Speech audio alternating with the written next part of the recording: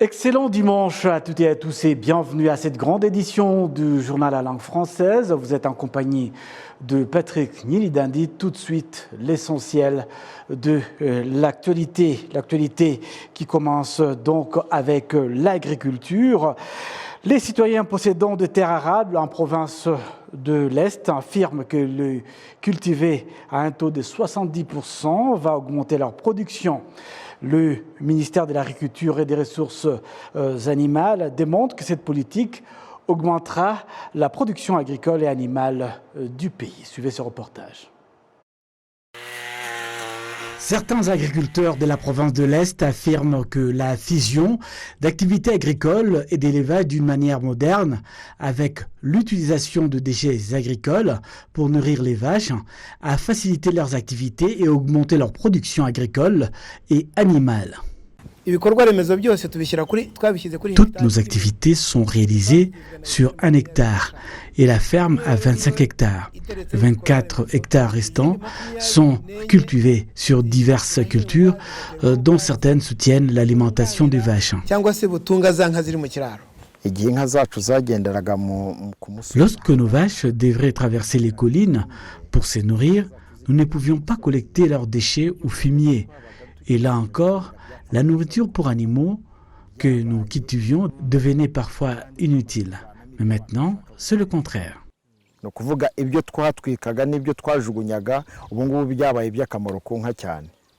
Sur 25 hectares de terre, Mupenzi, agriculteur en district de Gatibo, ne cultive que 20% de terre. Il explique que cultiver sur 70% de ces terres nécessite une longue période de temps et d'investissement.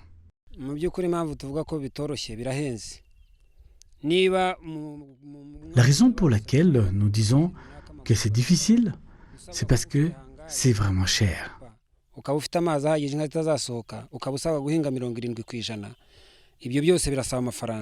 C'est ce que souligne également Emmanuel Nakaitare, éleveur. Cela augmenterait certainement. Quand l'investissement est là, d'une manière ou d'une autre, la production augmente.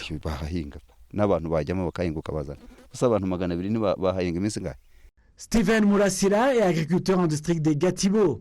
Il possède 50 hectares de terre et n'en cultive que 8%. Une grande partie de ces terres est destinée à l'élevage de vaches et de chèvres. Il explique que même si cultiver 70% de ces terres est difficile en raison de ses capacités financières, cela reste possible. La décision de demander aux éleveurs du district de Nyagatare-Gatibo, Kayonza et Kilehe en province de l'Est de cultiver les prairies à au moins 70% a été annoncée par le ministère de l'Agriculture et des Ressources animales le 12 septembre dernier.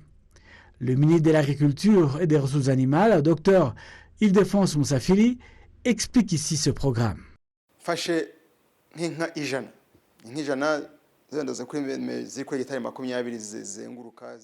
Si je prends environ 100 vaches qui sont sur 20 hectares et qui se nourrissent de terres naturelles et parfois pas suffisantes, elles peuvent produire environ 100 litres par jour. Mais vous pouvez réduire ce nombre à 10 vaches et une vache produit 30 litres par jour parce qu'elles sont stables et à un certain rythme.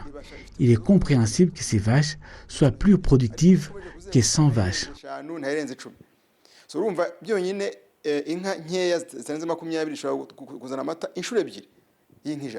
Le gouverneur de la province de l'Est, Emmanuel Gassana, affirme qu'aucun citoyen ne doit s'inquiéter de cette décision.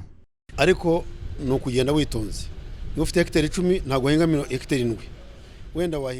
il faut faire attention. Si vous avez 10 hectares, vous ne pouvez pas en cultiver 7.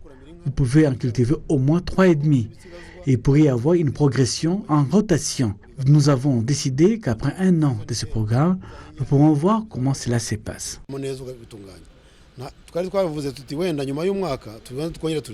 10 prairies totalisant 100 000 hectares sont celles incluses dans ce programme. Actuellement, ces hectares sont cultivés à un taux de 30%. Le ministre de l'Agriculture et des Ressources animales déclare que cette décision vise à atteindre l'objectif du pays.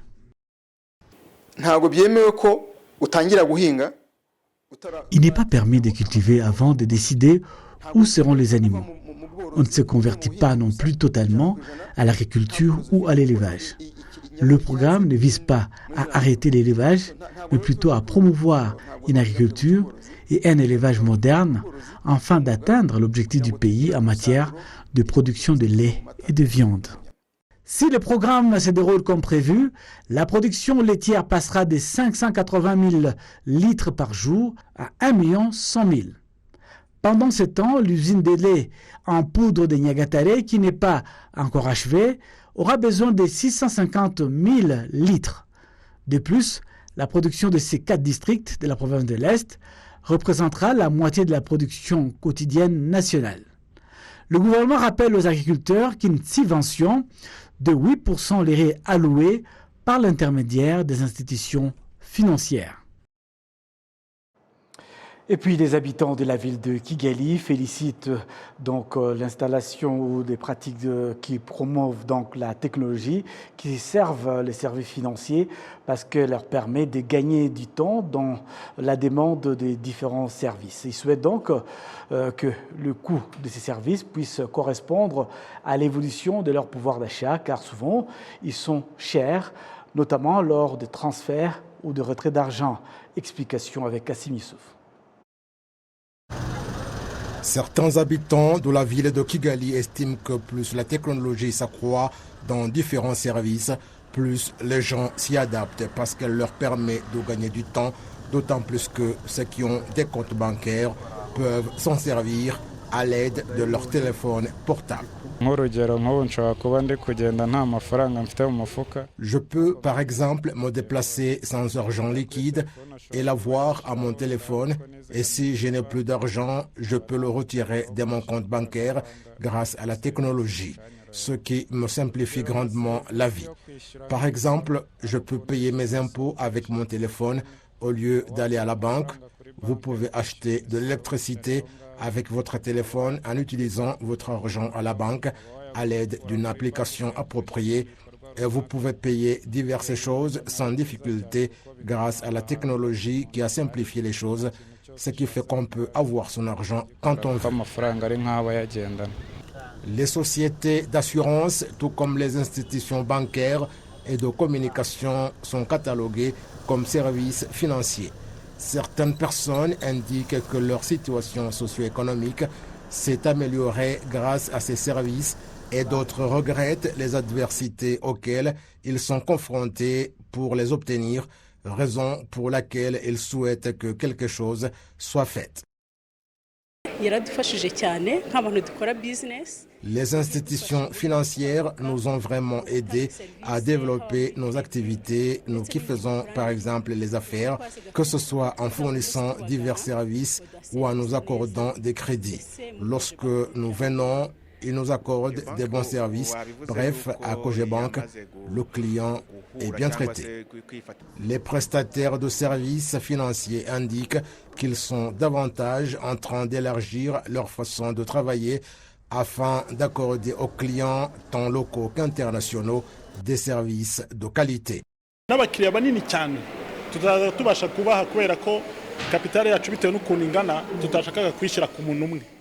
Nous sommes également prêts à servir des gros clients afin de ne pas avoir à allouer tout le capital à un seul client. En ce qui concerne les personnes qui font des affaires dans cette région, la plupart des Rwandais obtiennent des marchandises du Kenya et de la Tanzanie, et pour cela, ils ont besoin d'une banque qui opère dans les zones où ils exercent leurs activités. Nous avons généralement des partenaires dans ces régions, mais maintenant, le client peut obtenir les mêmes services qu'il soit ici ou là-bas à Mombasa. Au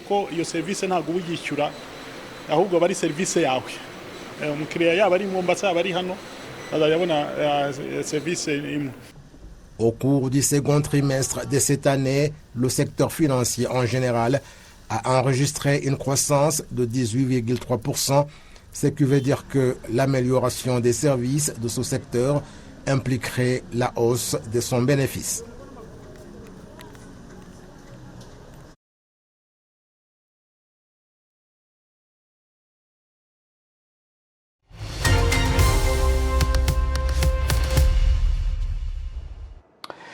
Bienvenue à l'entretien de la semaine qui s'achève a vu donc un changement au niveau de la région avec la reprise des hostilités à l'est de la République démocratique du Congo. Pour faire un éclairage de la situation sur place, nous avons l'immense plaisir de recevoir dans ce studio l'ambassadeur Joseph Mutaboba. Bonjour et bienvenue à l'entretien de la semaine. Bonjour. Oui, donc presque tous les principaux ténors de la vie politique congolaise à l'élection présidentielle en RDC du 20 décembre prochain ont déposé donc leur dossier de candidature. Entre-temps, la situation ne cesse de se dégrader à l'est de ce pays avec de nombreux affrontements entre le FARDC, l'armée régulière, et notamment avec la rébellion de M23. À quoi est dû ces nouveaux combats?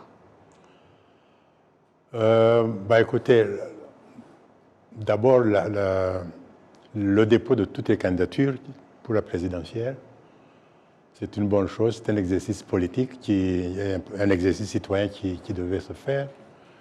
Mais les groupes qui se battent encore une fois à l'Est, que ce soit les FARDC, donc les forces armées de la République démocratique du Congo, et les autres groupes, il y a bien des raisons. Mais on peut en retenir quelques-unes, à mon sens, si je fais une bonne analyse de la situation. Les FARDC, ce sont des forces de l'armée régulière. Eh bien, ils ont fait allégeance et promis aux jurés respect et, aux institutions de l'État, du gouvernement congolais.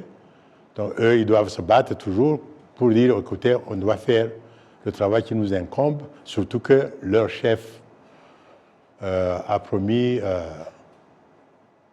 au peuple congolais que le Congo allait être l'Allemagne d'Afrique. Alors, si cela a été promis et que ce sont des candidatures qui se présentent maintenant pour les présidentielles, il faut que cela se fasse. Mais quant aux autres groupes, là, je parlais des groupes qui sont avec les FARDC, c'est-à-dire les FDLR, on les connaît aujourd'hui sous le nom de Wazalendo. Ces groupes-là, ils se battent parce qu'ils ont été recrutés par le gouvernement. Ils ont l'uniforme des FARDC, donc ils ont aussi obédience à l'institution. Quant au groupe du M23 et les autres groupes, parce qu'il y en a beaucoup, il y a plus de 150 qui sont au Congo et à l'est du Congo, ils ont des motifs différents. Articulés ou non, mais ils ont des motifs différents. Il y en a qui ont été créés par des politiciens, des ministres, des députés, des officiers supérieurs, etc., tous soutenus ou entretenus par des forces étrangères qui sont en train de le faire à cause des gains économiques pour des pierres précieuses, etc. Donc, vous avez tout un tout qui constitue un centre d'intérêt pour des luttes qui vont continuer si les intérêts des uns et des autres continuent à être articulés. Le contexte sécuritaire reste donc volatile et dangereux sur l'ensemble du territoire de la RDC. Différentes initiatives régionales sont restées difficilement respectées par les différents belligérants. Que doit faire donc la région pour tenter de ramener le calme, surtout à l'approche de l'échéance présidentielle de décembre prochain? Ici, je crois que la meilleure réponse que je puisse donner s'inscrirait dans le cadre de ce qui vient de se faire à Addis Abeba, où il y a eu une réunion des chefs d'état-major des armées des pays membres, auxquels le Congo fait partie, est membre.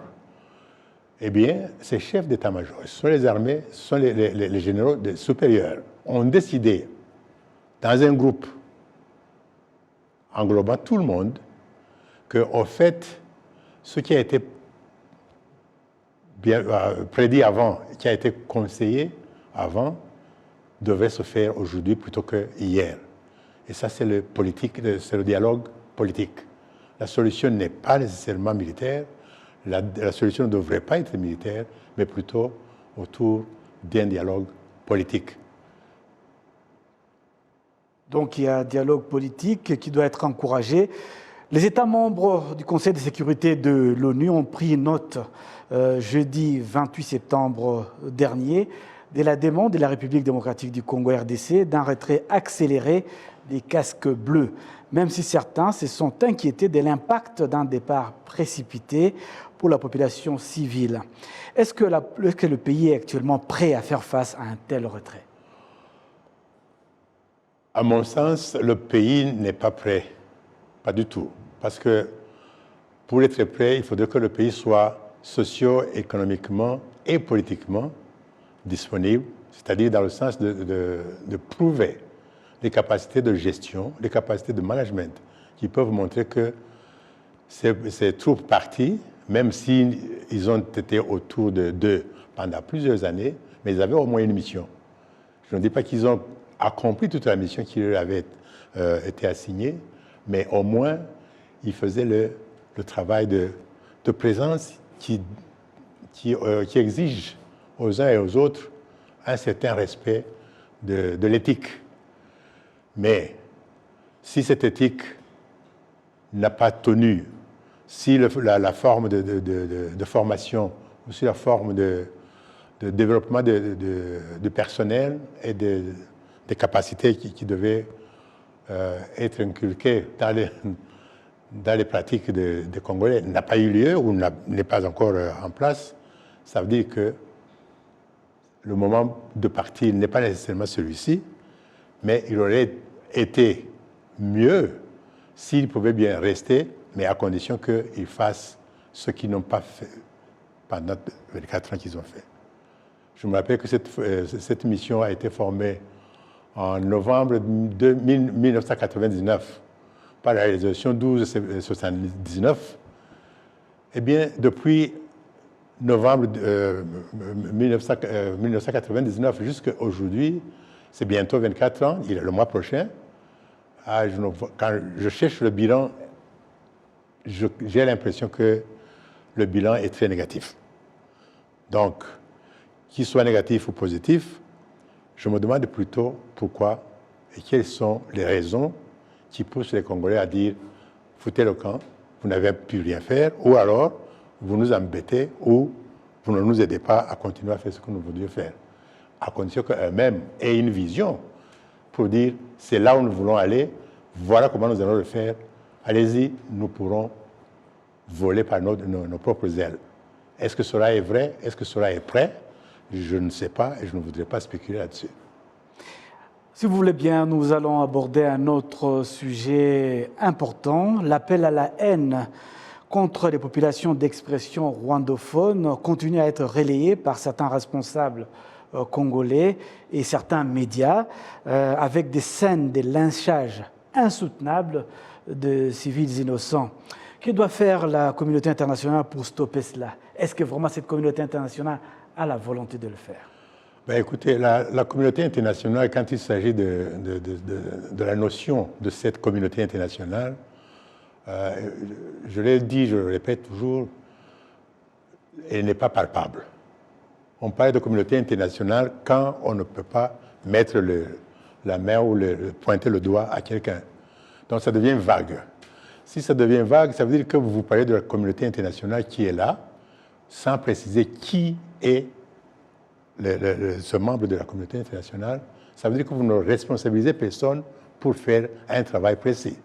Alors à ce moment-là, je préfère plutôt dire pourquoi est-ce que les membres de cette communauté internationale, parce que là c'est une définition qui peut être correcte, pourquoi les membres de cette communauté internationale n'interviennent pas à temps opportun et comme il faut pour essayer de résoudre les problèmes qui se trouvent au Congo. Je vous donne l'exemple d'hier ou avant-hier. Hier, j'ai vu des déclarations de tous les coins au sujet de ce qui s'est passé en Israël.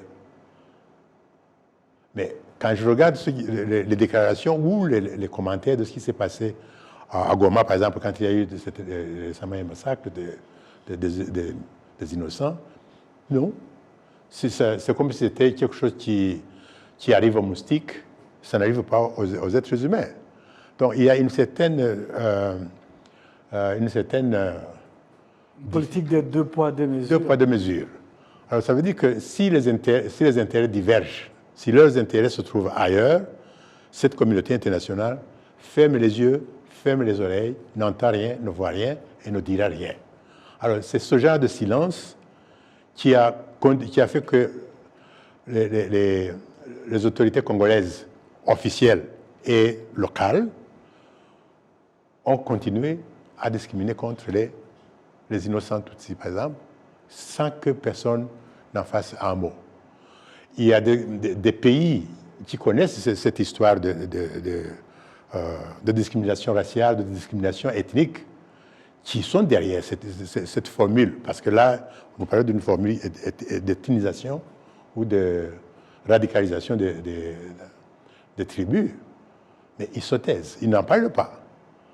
Quand vous parlez des ethnies, des rwandophones ou des Tutsis au Congo, ce n'est pas une histoire nouvelle, ce n'est pas une étrange histoire aux Belges, ce n'est pas une histoire qui est étrange aux Allemands, ce n'est pas étrange aux Anglais, aux Britanniques. Ils savent. Parce que quand ils ont décidé de dessiner les frontières des pays d'Afrique, en ce qui concerne particulièrement le Congo actuel et le Rwanda actuel, ils ont divisé carrément, de façon arbitraire. Une ligne droite, de temps en temps même, géométriquement bien tracée, pour dire, écoutez, ici c'est la ligne, ici c'est le Congo, ça c'est le Rwanda.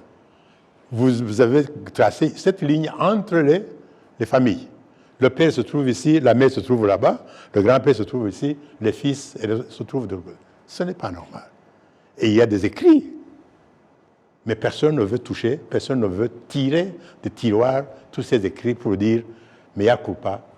Nous sommes conscients que nous avons été à l'origine de ceci. Personne ne veut parler.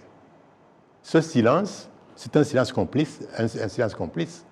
Et au lieu de prendre ça comme une situation à laquelle il faut trouver un remède, non, pour leurs intérêts, encore une fois, ils essaient de continuer à les diviser, à nous diviser, pour mieux tirer les profits en ce qui concerne les intérêts stratégiques. Donc c'est ça la situation. Je n'invente rien, je ne spécule sur quoi que ce soit. Et c'est ça qui continue à perpétrer cette tuerie, cette discrimination qui sévit en Afrique, à l'est de la RDC et en Afrique en général. Ça, c'est dommage. Merci beaucoup à notre invité. Je rappelle que nous recevions donc l'ambassadeur Joseph Mutaboba qui revenait avec nous sur l'actualité donc dans la région de Grand Lac, plus précisément la situation sécuritaire en République démocratique du Congo. Restez avec nous pour revenir à l'actualité nationale avec les transports, les conducteurs et les passagers qui, pour leur déplacement, empruntent les minibus autorisés à effectuer du transport en commun, félicitent ces décisions qui les a beaucoup aidés, disent-ils, et déplorent cependant le manque de zones de stationnement réservées à ces minibus. Kassim Youssouf nous fait le point. Un peu partout sur le territoire national, le transport en commun est un casse-tête et pour trouver des solutions provisoires, les organes habilités ont autorisé que les propriétaires des véhicules à 8 places apportent leur contribution sans qu'on leur exige des documents ou de payer l'impôt.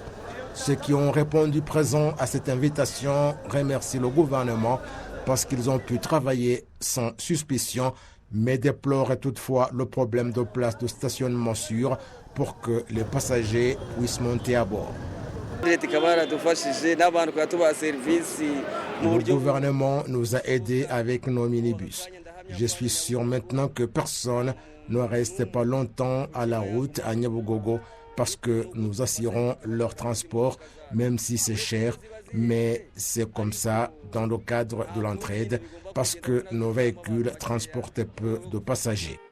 Le tarif pour le transport en minibus est cher par rapport au bus ou depuis Nyabugogo vers Rubavu. Le client paye 8 000 francs rwandais et Remera Rwamagana 2 500 francs rwandais. Les passagers qui empruntent ces minibus disent que le prix n'est pas un problème. C'est un excellent procédé qui a aidé les gens qui font des déplacements chaque jour parce que lorsqu'on a d'autres alternatives, on sait bien qu'on va aller vite et arriver à temps à destination. Par exemple, j'ai un programme dans 3 heures à Rubavu et j'espère que je ne serai pas en retard. Et en deuxième lieu, ce n'est pas très cher. Je dirais que c'est une excellente option et bravo à ceux qui ont pensé à cette alternative. La différence, c'est qu'à l'agence, c'est 3 300 et ici 8 000 francs, ce qui permet de partir et effectuer son programme et puis rentrer tôt.